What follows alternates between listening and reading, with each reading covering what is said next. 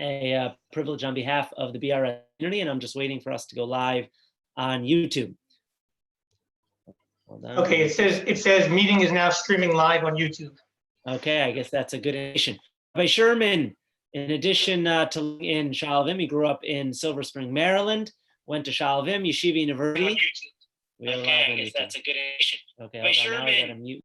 Okay, came to Florida and actually preceded me at BRS, and that's when I first heard about Boca Raton Synagogue from Rabbi Jacob, who will from his wife a little bit later.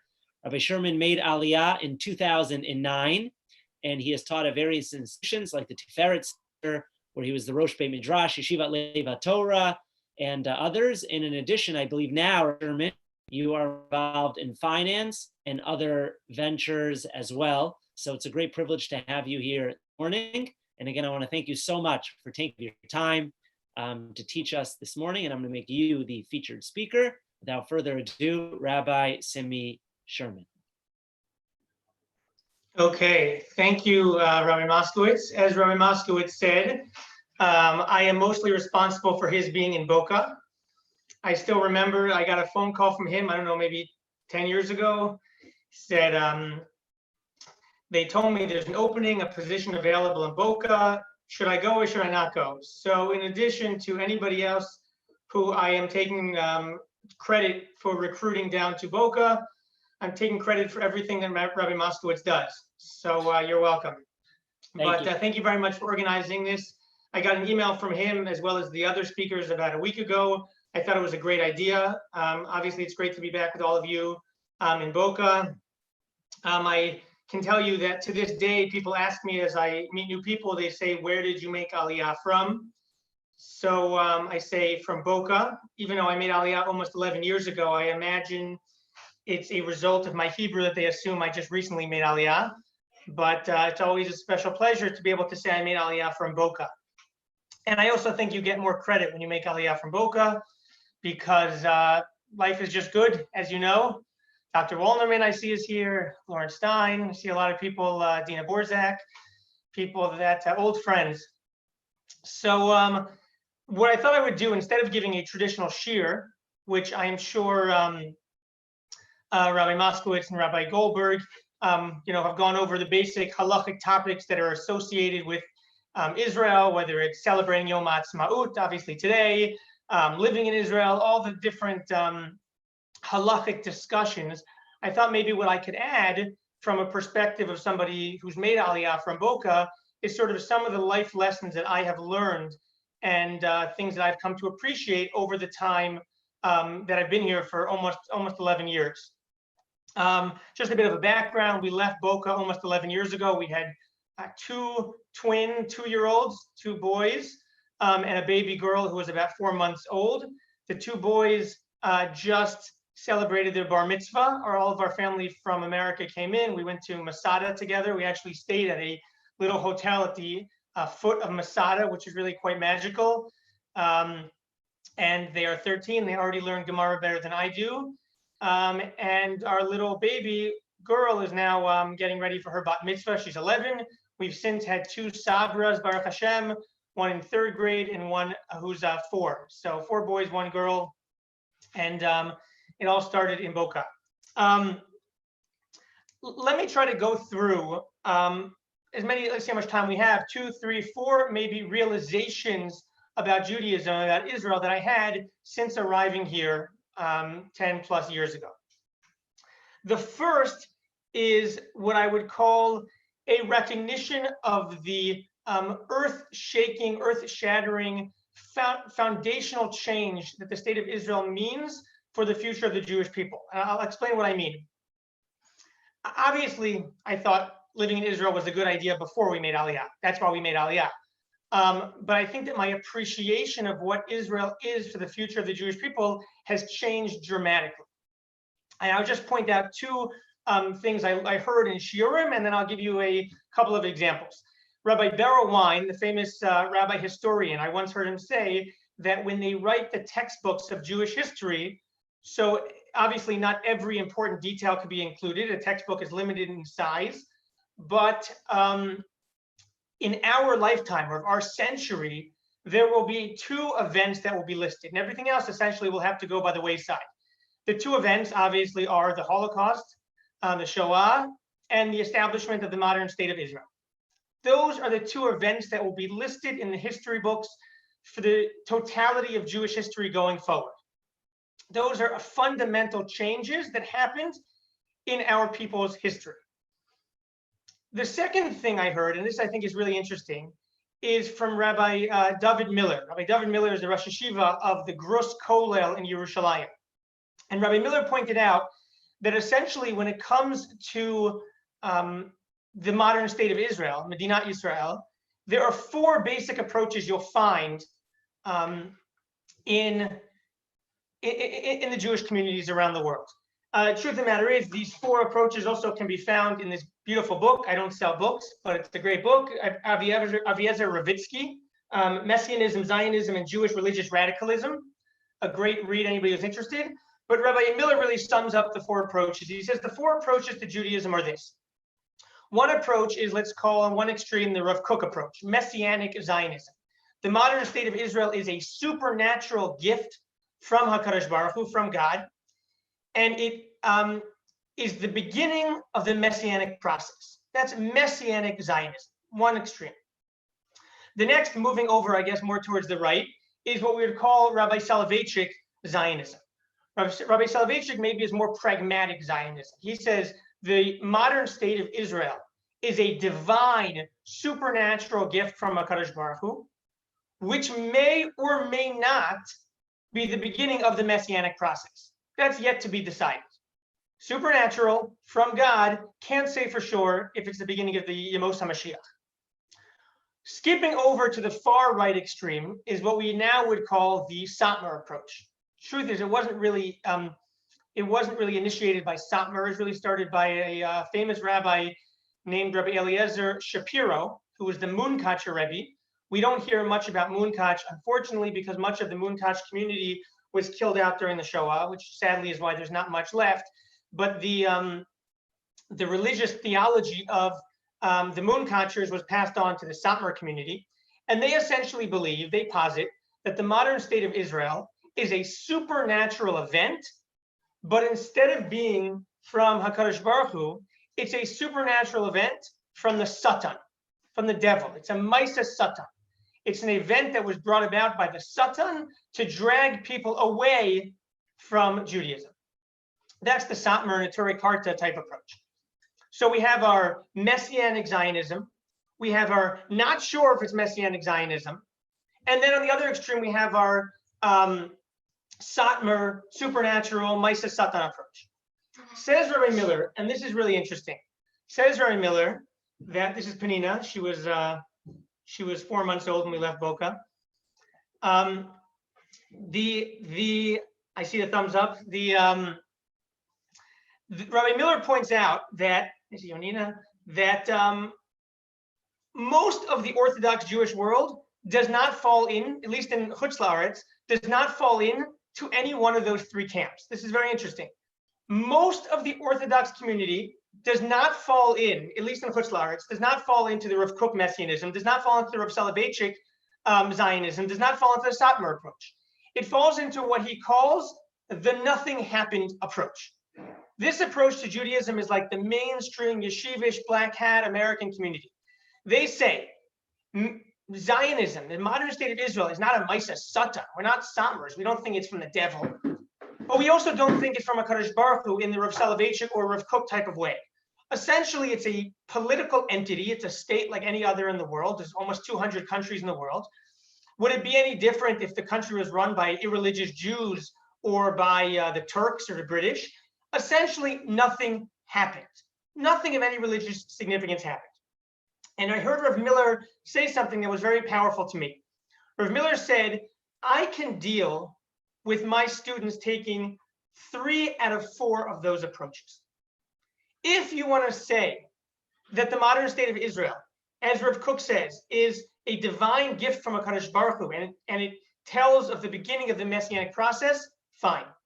If you want to take the more tempered approach of Soloveitchik, that it's a divine gift from HaKadosh Baruch Hu, but we can't say for sure whether or not it's the beginning of Mashiach, fine.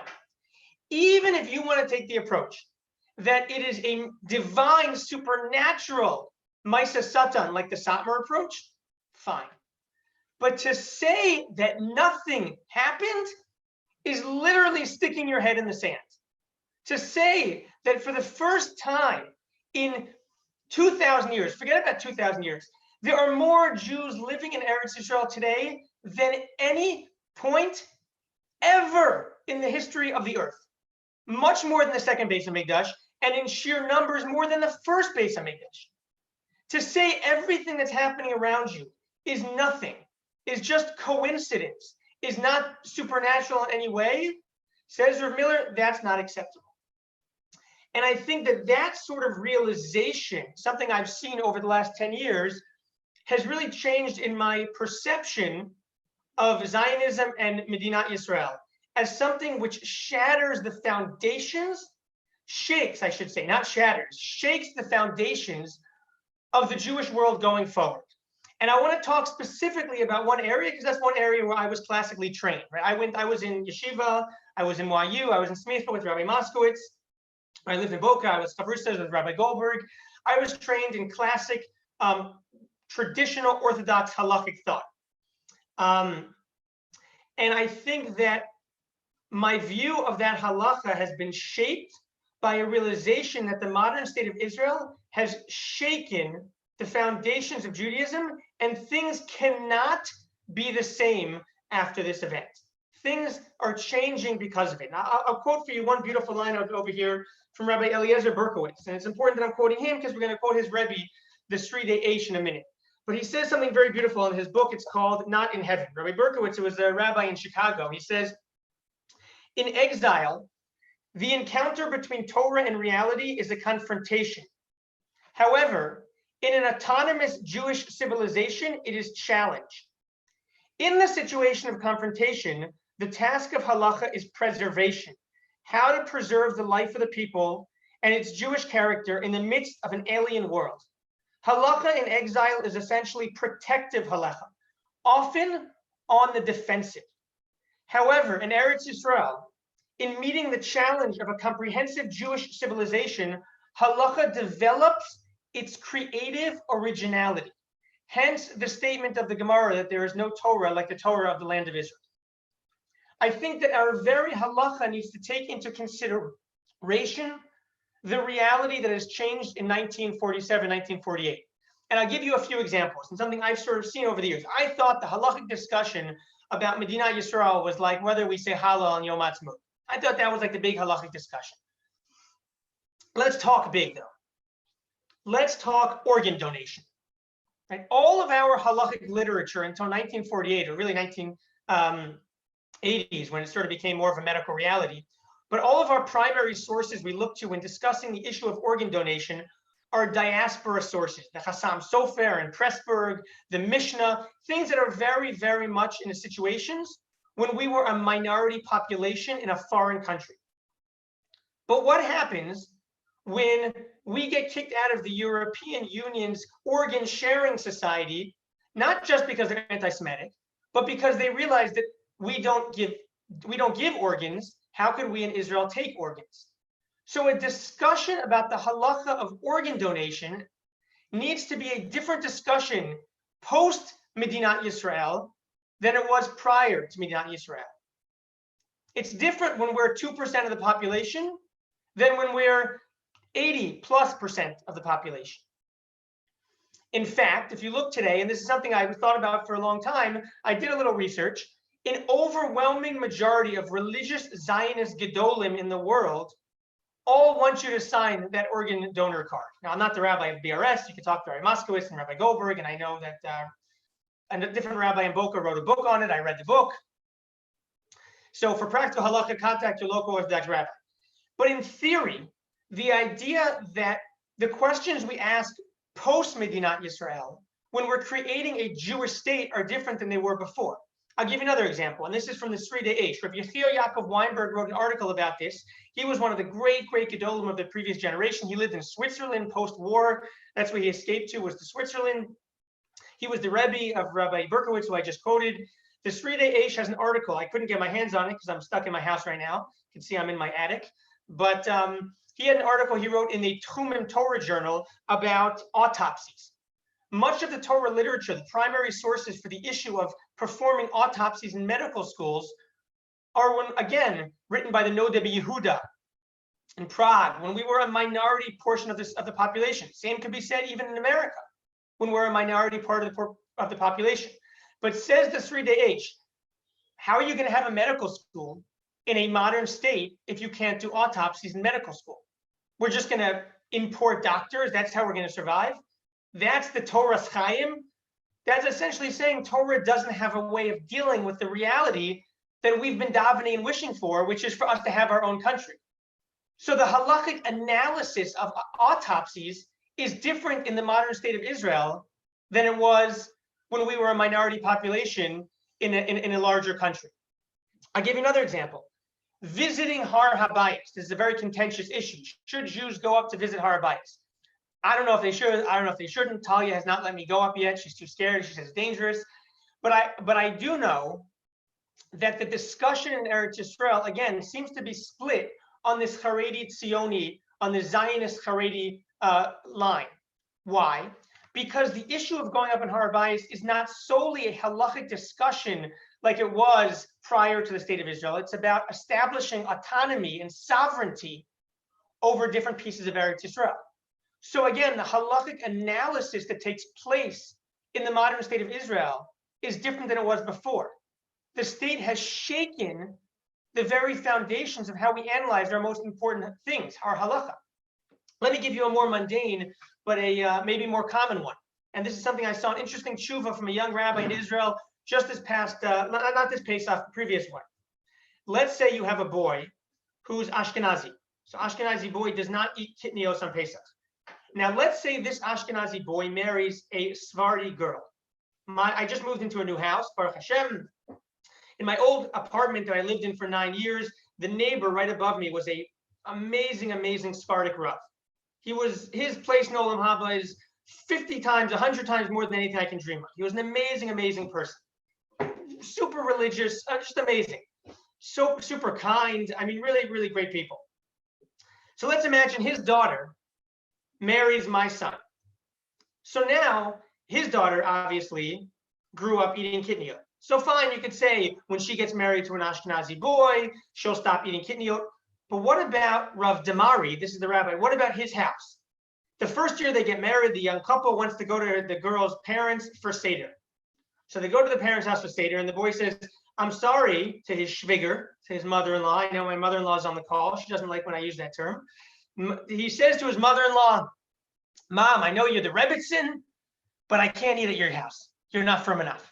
How could that be?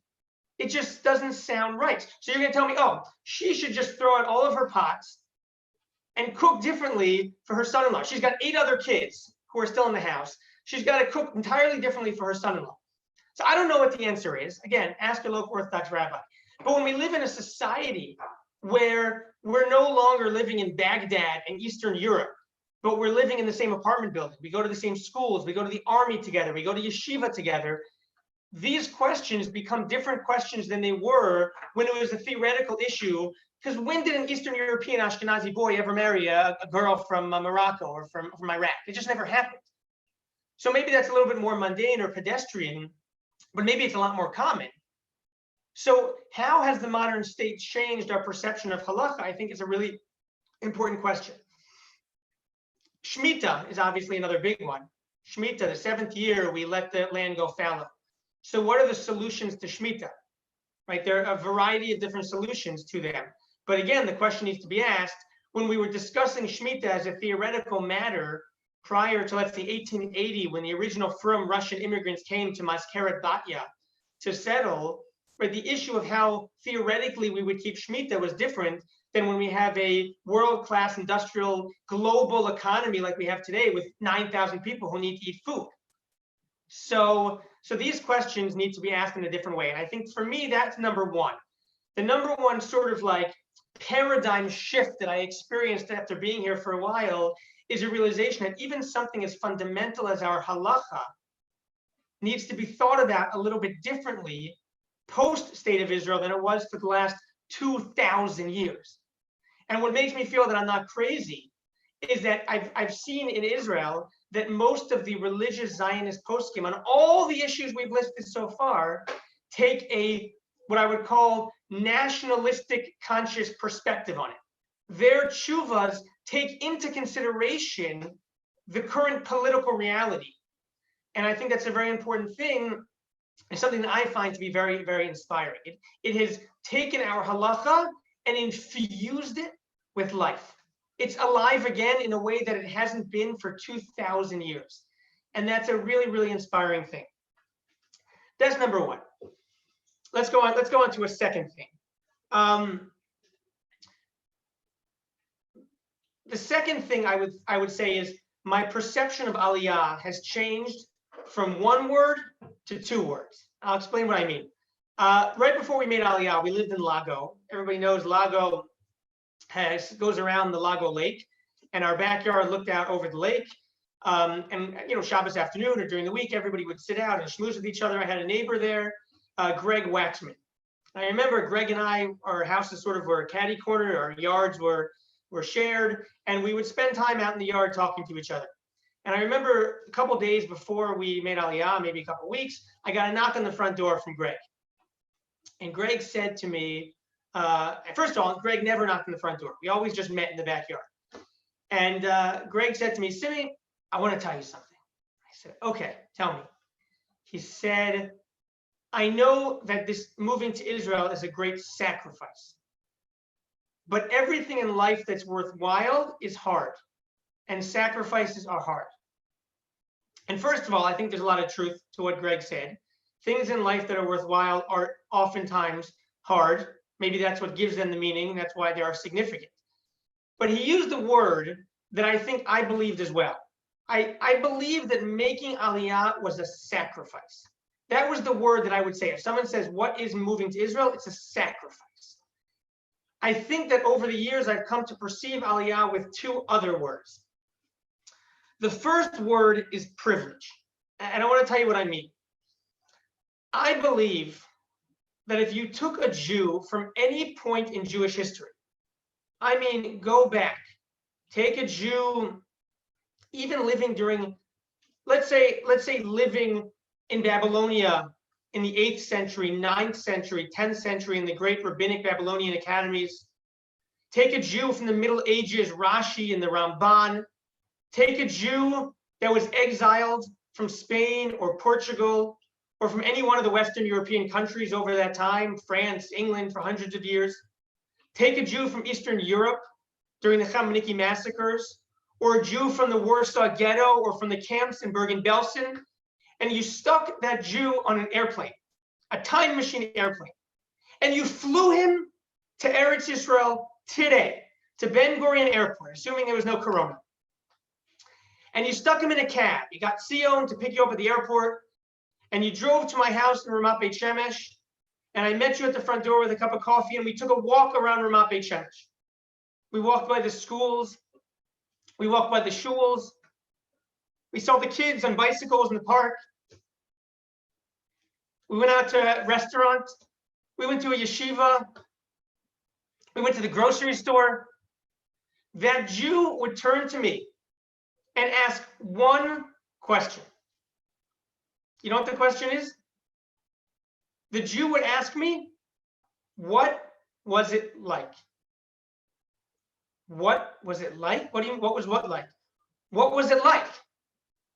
What was it like when Mashiach came?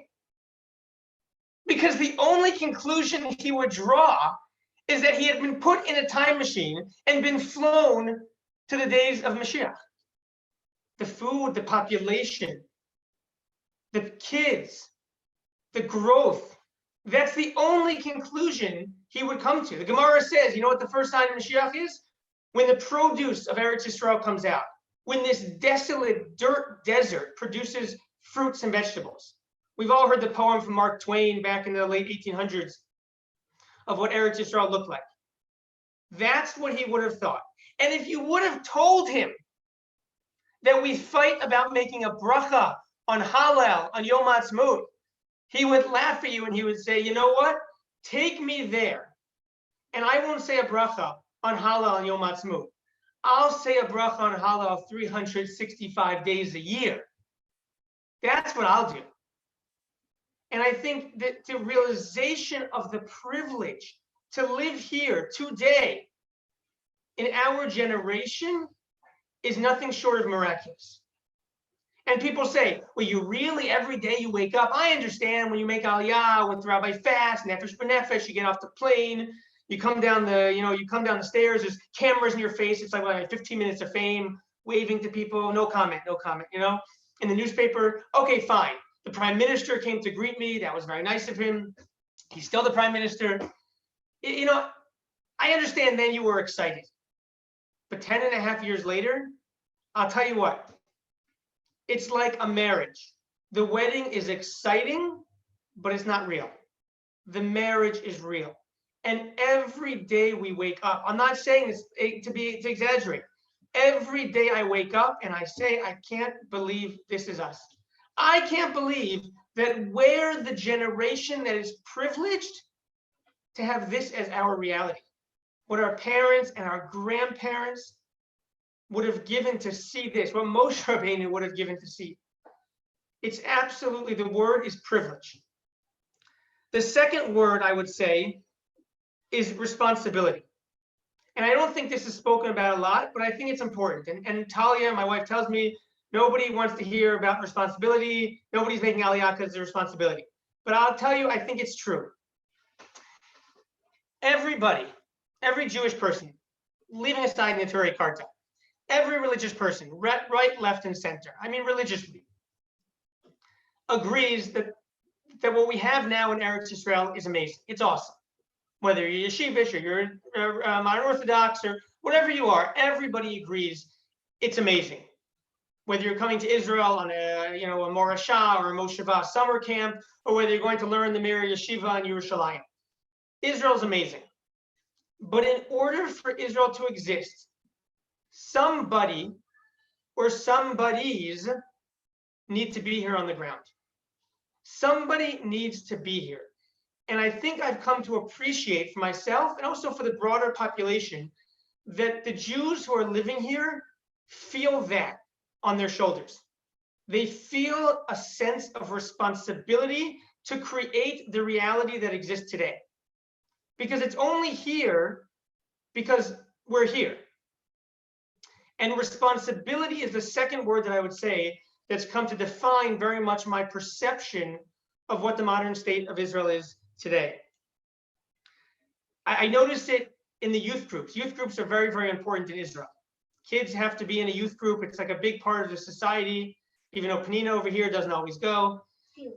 There are many different youth groups. There's, if people in America are familiar with Bnei Akiva. Here we have actually three that are kind of like parallel. There's Bnei Akiva, Ezra, and Ariel.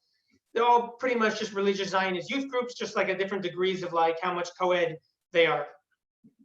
But I noticed over the years that the youth groups generally have a theme. And many, many, many of the youth groups' themes repeatedly, they keep doing it every year, are achrayut, responsibility. There is a sense that the 6.5 million Jews who are living here today are responsible for the largest national project our people have undertaken ever. It is our responsibility to make that reality a reality. And that's the second word. And I think that going from sacrifice to privilege and responsibility has been a game changer for me. I would also just point out, I should mention the responsibility. I also think that explains the sense of brotherhood that you'll find amongst people in Israel. And this is something I've really felt over the last 10 years.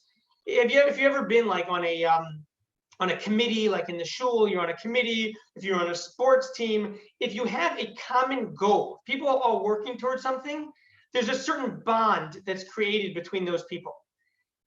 That's everybody here. Even when we fight, even when we disagree, there's a feeling that we have a common goal and a shared destiny. Maybe that's what allows us to fight. Like brothers and sisters, you can fight if you love each other deeply and you have a shared mission together.